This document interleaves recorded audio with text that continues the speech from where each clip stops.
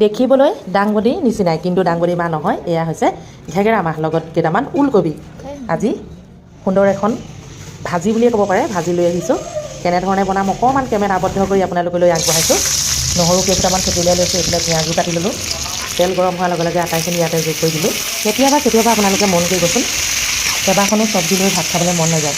এখনীয়াকৈ বনালে এনেধৰণে অকণমান সোৱাদ লগাকৈ বনাব লাগে, খাই ভাল লাগে। লগতে এখন চব্জিৰ লগতে ভাতকেইটা খাব পাৰি। সোৱাদ অনুসৰি নিমখ আৰু হালধি যোগ কৰি দিলোঁ। এতিয়া আৰু 10 মিনিটমান এনেধৰণে ভাজি দিম। আটাইখিনি সময় মই কেমেৰাত বন্দী কৰা নাই, বহুত দীঘলীয়া হৈ যাব। প্ৰায় সিজি উঠিছে, এয়া চাওকচোন।